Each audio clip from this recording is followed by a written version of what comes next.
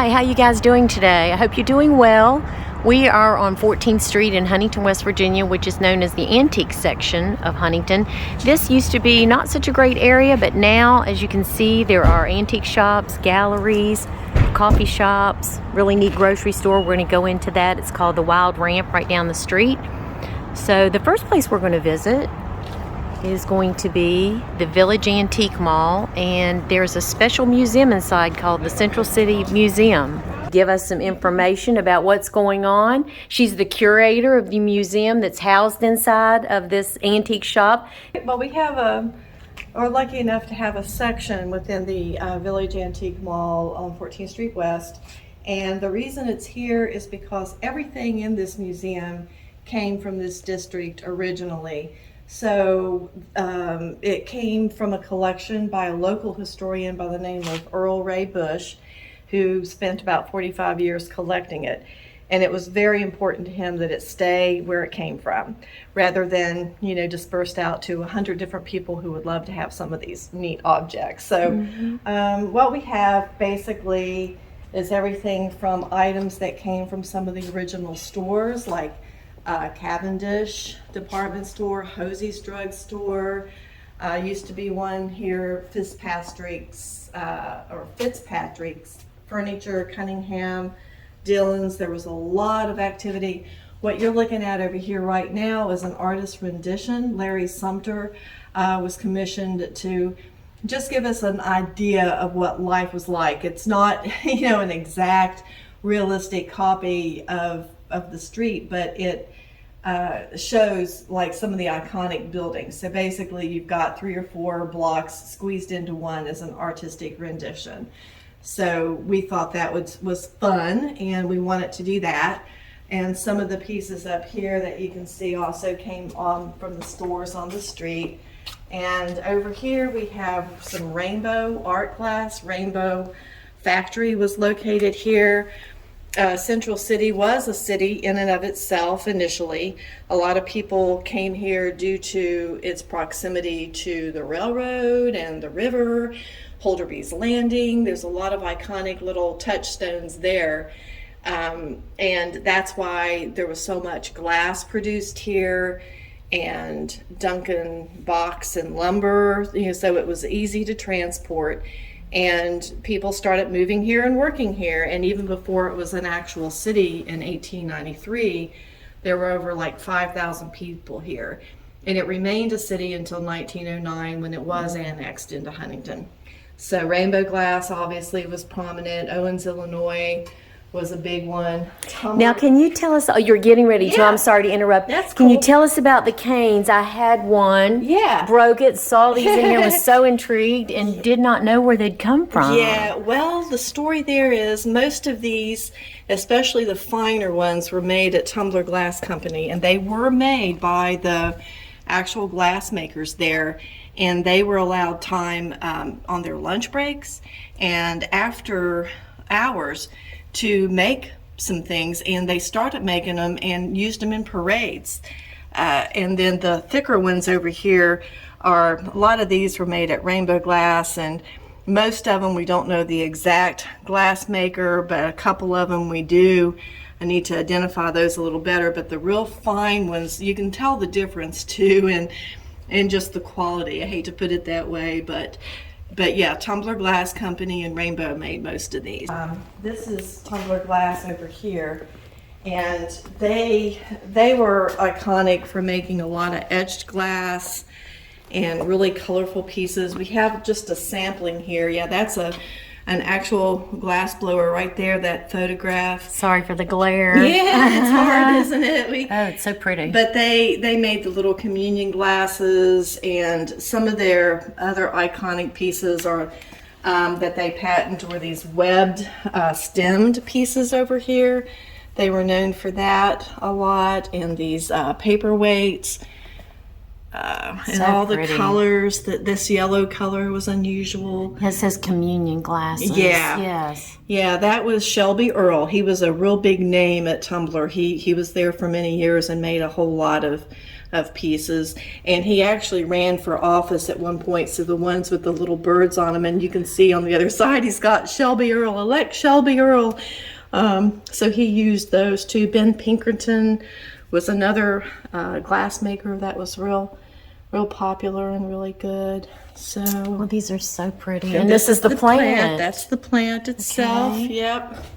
I'll let you guys read that. Looks like it was on 15th Street West. It was Long gone today. Yeah, it's not here any longer. And these are all actual photographs of different things going on the street. Cunningham's that I mentioned earlier is up there on the corner, and I love the streetcar. That I miss having the streetcars here. In There's the still some of the city. tracks on the cobblestone streets that you see. Yeah, I would love to see those come back, but you can take a look at those. There was actually a Cental City High School. A lot of people don't know that. That's the top building up there. I think there's going to be a glare. I don't know if we can Yeah. see that too well. Yeah, so interesting. And she has these labeled, so you can come in and read exactly what the picture is of and where it was located. And here we have a small sampling of some Camden Park Yes. pieces. We don't have much in the way of those souvenirs, but what we have is out. So Now, that is a local amusement park for you guys that don't know. And it still exists today with a lot of the original rides. Original roller coaster is there. And I think it's one of the only wooden roller coasters in the United States. it is one of the last remaining one, and the merry-go-round, we lost the original wooden horses several years ago. They sold them for funding, but other than that, it's the original merry-go-round as well. Yeah. Okay. So the other big popular thing is the brewery that was here. Most people know it as Fazenmeyer because it was Fazenmeyer for the longest period. Originally it was Huntington Brewery, even though it wasn't located in Huntington. And that's the only sign known that you're looking at right now that was on the side of the building and was taken off many years ago. And then it was West Virginia Brewery and then Fazenmeyer. This was one of the early storage boxes for dough or flour, and we have some of the pieces that came off of some old doors. Of course, Heiner's is still here. It's not called Heiner's anymore, unfortunately. It's not. Heiner's family sold it. Yeah, it was bought by Bimbo, and then maybe, I'm not sure now if it's still affiliated, but Sarah Lee had bought it before that. So we do have some of the old bread pans and Guys, she's talking about a local bakery that's an institution here in Huntington. Didn't know it was sold. I do see a building down here with their name on the building. yeah, they're still producing Okay. bread. But it's just sold. Yeah, it's just not in the Okay. Heiner's family any longer. Okay, and this is a beautiful piece. And can you tell us a little bit about that? Yeah, this is actually from the Metzel house.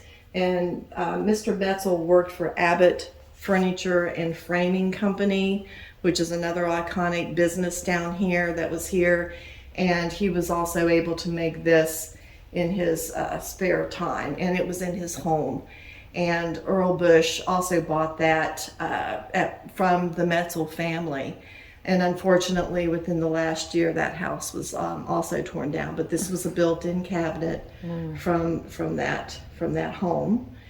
And I see some additional pictures of just local Yeah, the businesses. Yeah, well, this one is this is the Fazenmeyer family. That's the earliest. That's grandmother Fazenmeyer with a couple of her grandchildren, I believe. And and then you have some brewery employees below that, and the Star Saloon down below. That building still exists. The top part of it had burned several years ago, and this was during the 1913 Ohio River flood. The Ohio River has flooded 3 times in 1913, 17, and then 37. So And that's just a heater. Well, an interesting story. My mother remembers the 37 flood, and they were put on a train and taken to New York and stayed on the mall, and they made big campfires. They stayed in tents and had beans. She remembers eating beans, and they were refugees in Washington, D.C. Isn't that amazing? So they were in D.C.? They were here and had to evacuate, and they put up tents on the mall in Washington. They had big kettles, and they would feed them these beans. Now, she was, 5 years old, so she does remember this. So I thought that was so interesting. I said, Mother, you need to write this down as a story. So it's all connected. Definitely. And you guys, I'm going to show you a little bit around the antique shop, but if they wanted to come in and just ask for you, who would they ask for, if that's okay? I'm Denise Poole. I'm serving as the curator of the museum, but anybody that is staffing out front can guide them here if you want to come in. We are open every day but Wednesday, and usually until 4 or 5 o'clock every day, including Sundays. So we get a lot of people coming through on the weekends. This is also part of the Cole Heritage Foundation. They helped make this happen, and so a lot of people that visit different historic sites have passport stamps, and we are one of those locations. If anybody out there that sees this is part of that, this is another location for you. While we're here, I'm going to show you around the antique shop just for a little bit. Some beautiful things. Look at these old posters.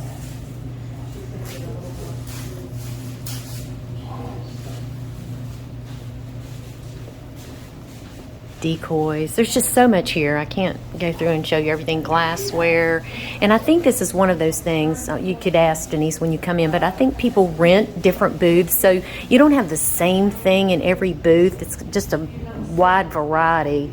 So anything you're looking for, whether you want to, they have clothes upstairs, or if you maybe want to furnish a home and you don't want things made in China, you want things that are actually made in America or England or France that are better quality, come on in. And usually have really good prices on things like this. Beautiful, beautiful dishware. I'm gonna just walk around, let you guys take a look, take it in. Jewelry.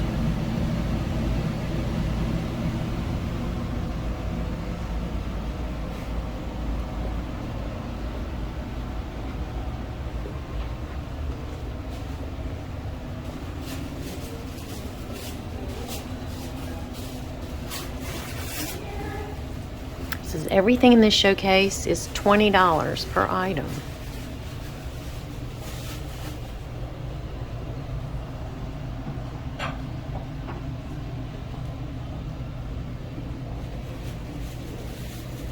My mother has this orange bowl.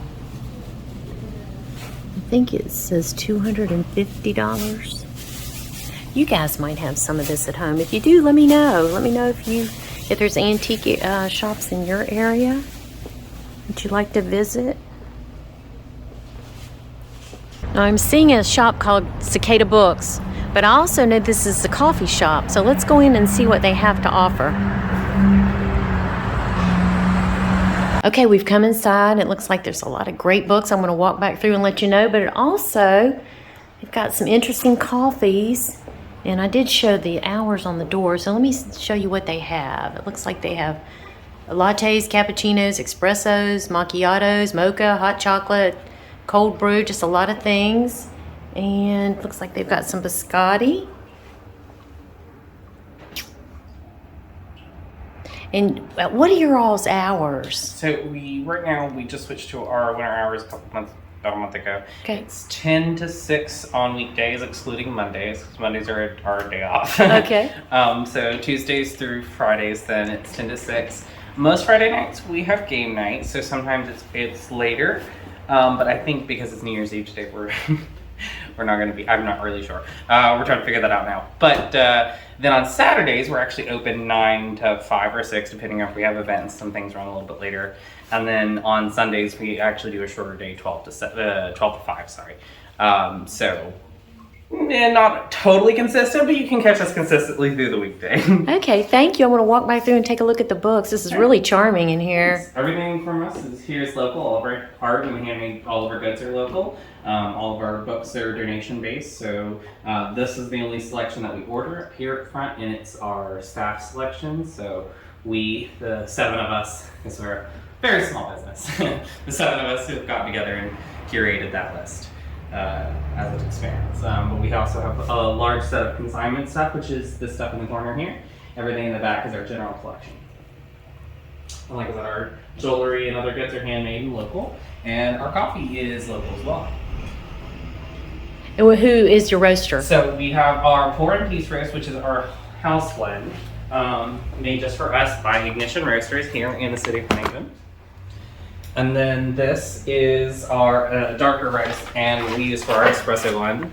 And it's made by Dirty Girl, which is a women-owned and operated company in Athens, Ohio. Okay, thank you so much. I'm going to just take a look around if you don't mind. Go right ahead. Thank you so much. No problem. Do you have any other questions on that? I'm going to walk back through and let you see some of the books that are offered. These neat old buildings. Look at this ceiling. Some really nice places to sit, cozy, read a book. You just want a place to get away and have a cup of coffee.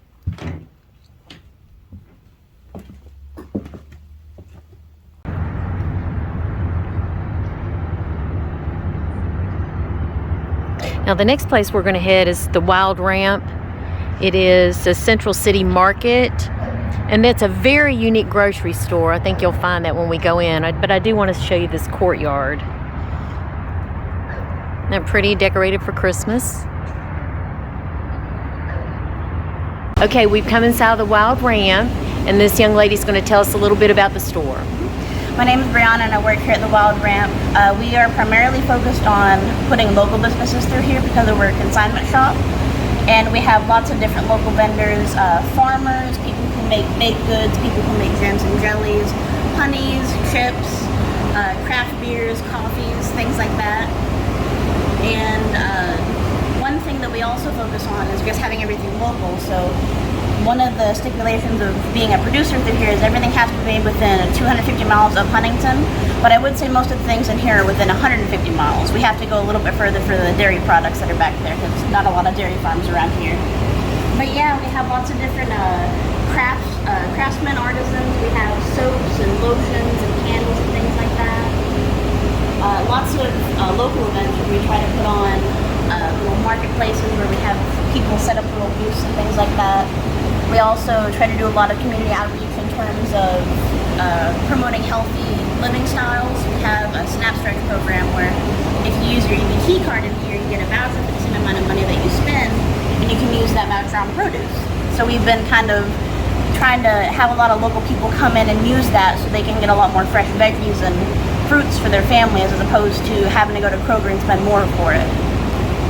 And I would say because of all this stuff is locally grown, it's a lot smaller operations than you usually see from like Walmart, Kroger, and big box stores like that. So I would say in terms of the quality, most of the stuff that I've gotten here has been leaps and bounds above the rest in terms of just flavor. So it's something I enjoy using in my cooking a lot more than stuff I usually get at the store. Well, thank you so much for sharing. I'm going to take a look around and show everyone what you guys have to offer. Thank you. I want to show you some of their products. And as she said, I did not know this was a consignment shop. So beautiful, beautiful wares. This is a freezer full of very interesting food that looks delicious. Tuscan bean soup. Looks like pumpkin gnocchi. Lasagnas.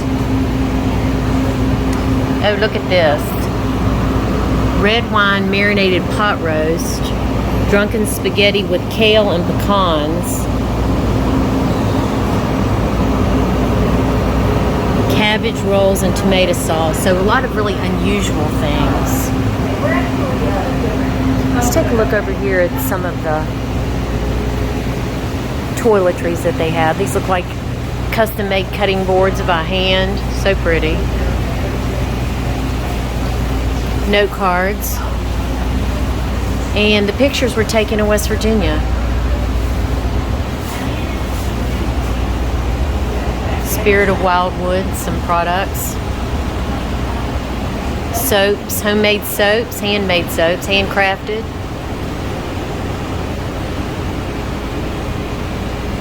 Some jewelry. They've got essential oil.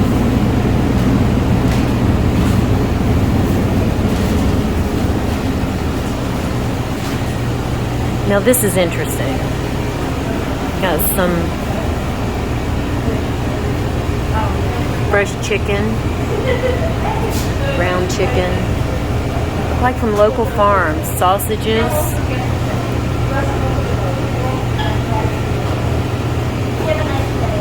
Looks like steaks and ribeyes. And this looks so good. Pound cake, carrot cake.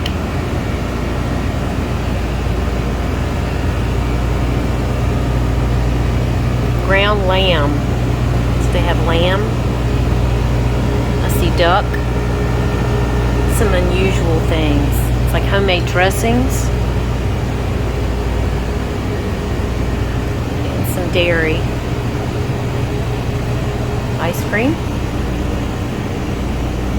And some beautiful coffees here.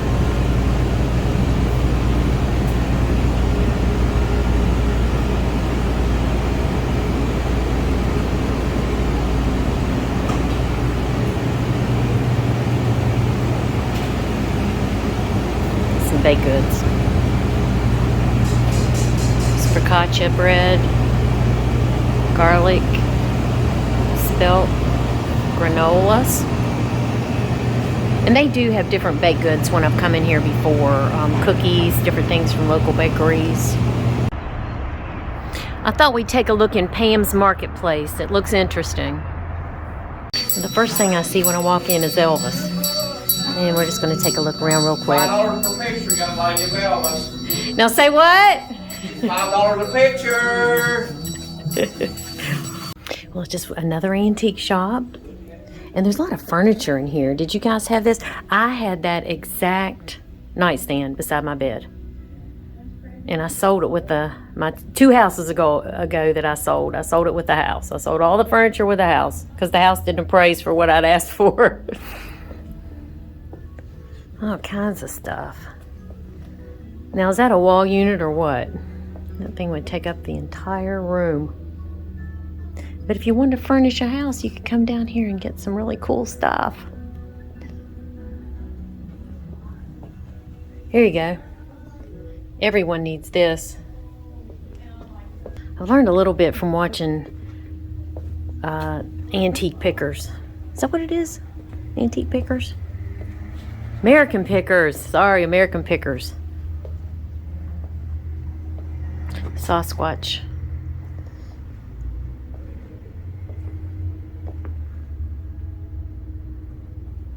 This kind of also looks like it must be a consignment. If you need a chicken, or if you need a giraffe. I guess you put them in the yard. I don't know. Yeah, this is all yard stuff. That would certainly make a statement. Well, you guys, thanks for coming along with me today to 14th Street. I hope you enjoyed our visit. We were only able to hit a few of the spots, but there's many antique shops, restaurants, galleries. So I hope you'll come down and spend the day. And as always, God loves you. God bless you. Until I see you again. Bye.